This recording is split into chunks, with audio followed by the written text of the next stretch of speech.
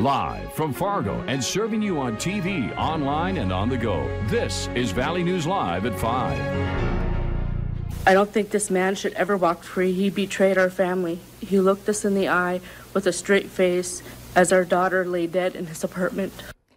We begin with breaking news tonight as a Cass County judge sentenced William Hain to life in prison with the possibility of parole for conspiracy to commit kidnapping.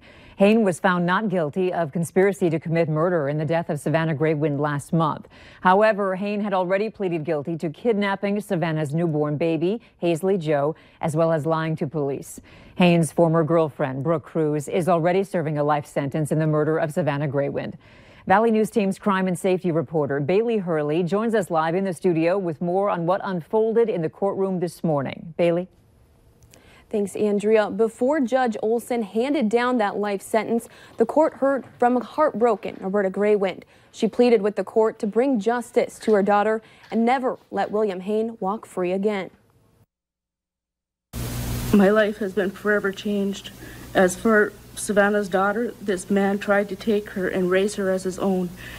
He said the days he spent with my granddaughter were the happiest days of his life.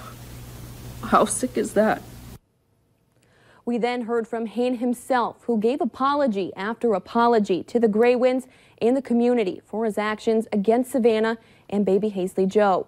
Hain recommended to the court that he only serve 7 years in prison, one for every day he was involved in the kidnapping, along with 5 years of parole. Also know that I'm ashamed of my actions. That I would not and could not act as I did on those days ever again.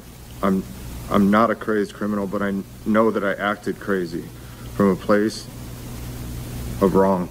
Now, the maximum prison sentence for Hain's 2 charges was 21 years.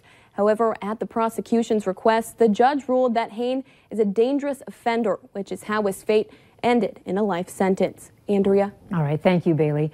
Unlike Brooke Cruz, William Hain is eligible for parole. However, he will not be considered for that for another 25 to 30 years. Coming up tonight on Valley News Live at 6, hear from famed women's rights attorney Gloria Allred as she pointed the finger at Fargo police. A Fargo man has changed his plea to guilty on all 4 charges he's facing. 21-year-old Khalif McLean is facing possession of meth with intent to deliver, unlawful possession of drug paraphernalia, preventing arrest, and criminal mischief charges. Back in July, we told you about these kids. Police say they were playing in a nearby kickball field when they saw McLean hiding from police and pointed them in the right direction. Today, a sentencing hearing was scheduled for a later date for McLean. We are closely watching the Halloween forecast, hoping it's not too scary for trick-or-treating. In the meantime, though, Hutch, what does this evening look like? Well, if we judge a book by its cover, it's looking very quiet here in the FM area. We're looking off to the west, not a lot of dark clouds, but certainly they are on the increase. Here's a look at the radar, and we see bands of moderate to heavy rain shower activity in the central part of the Dakotas pushing into the Devil's Lake Basin. All of this is moving north and east. And here, pardon me, is a timeline. From Langdon down through Jamestown area after 7 o'clock will bring the best chance of rain, moving through the Red River Valley or the central part by around 10 to midnight, and then after 1 a.m. for parts of northwest Minnesota. So it'll be late tonight. We'll have some soaking showers, some of us picking up 2 or 3/10 of an inch of rain, and isolated places even more than that. Temperatures in the 40s for our evening with increasing clouds here in Fargo and in Grand Forks. I'll have details on what you can expect for that Halloween coming up here in just a few minutes. All right, thanks, Hutch. Authorities have released the name of the man killed in the Jamestown landfill. They say the victim is 65-year-old Danny Howard of Grand Forks. A highway patrol says Howard was working at the landfill Saturday afternoon when a dump truck and a payloader ran over him. He was pronounced dead at Jamestown Regional Medical Center. Authorities say the payloader was trying to push-start the dump truck. No one was in the dump truck at the time. The operator of the payloader was not hurt. Vandalism in a secure apartment complex has a few residents saying they're worried about possible gang activity. One resident living in the Southport Heights apartments on 42nd Street in Fargo reached out to our whistleblower hotline, concerned for their safety. Valley News Team's Maddie Gelseth went to the apartment and shows us the damage that was done. Graffiti on dumpsters, garage doors, walls, and railings have some residents living in this apartment complex wondering if they are targeted by gang members. A few residents told me this is because no other complex in the area was hit by this disturbing paint. A lot of people are thinking gang related, just because there's, half the writing and stuff you can't even read. The property manager of Southport Heights Apartments didn't answer any of my questions. But when asked by residents about the vandalism, they told them they do have surveillance video of the culprit and are in contact with the Fargo Police Department. The Fargo PD told me they can't confirm if the graffiti is gang related or if the complex is targeted, but residents say they're disturbed with the site. When we saw that, we got really scared because I never seen something like this before, like here. Bolton said this area used to be safe, but now is going downhill. He says this is because the vandals somehow got into the locked apartment building. Somebody definitely got in somehow, obviously because it's in our building. The graffiti is painted on every floor of the east stairwell, having residents wondering if it's one of them or if it's someone from the outside that got let into the building. Reporting in Fargo, Mandy Jalseth, Valley News Live. The Fargo Police Department told us there is no reason to believe those living in the Southport Heights apartments are in danger. If you need help uncovering fraud or corruption in your community, call us. Our whistleblower hotline is 237-6576. You can leave your tip, and then a member of our investigative team will get on the case and go to work to expose the truth. Early voting is underway in Cass County today. You can cast your ballot this week from 10 in the morning until 7 at night at the Ramada Inn on 13th Avenue South, or the Fargo Dome on the north side, or the Doubletree by Hilton in West Fargo. Also, starting Wednesday and running through Friday, people can vote at the Days Inn in Castleton. The hours there are also 10 a.m. to 7 p.m. I already had made my decisions on most things, and it's an opportunity to get it done as quickly as possible, not be missed, not forget, not be gone. Like I said, I travel for work, so this is great. The general election is a week from tomorrow. That's Tuesday, November 6th. Polls that day are open from 7 in the morning until 8 at night.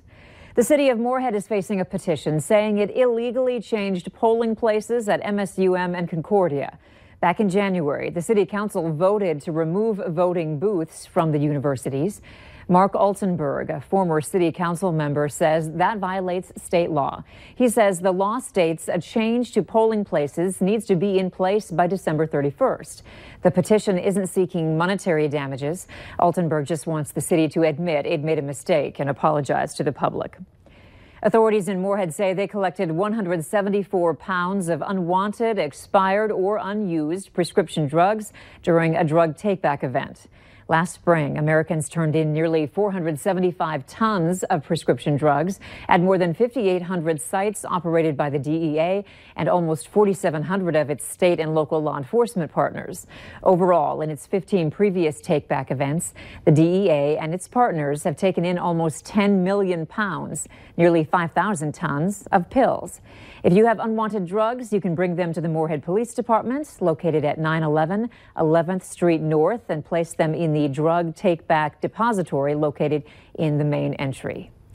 Patients in need of medical marijuana can start applying today, according to the North Dakota Department of Health. It's also accepting applications for designated caregivers to dispense it. But just how accessible will the cannabis be?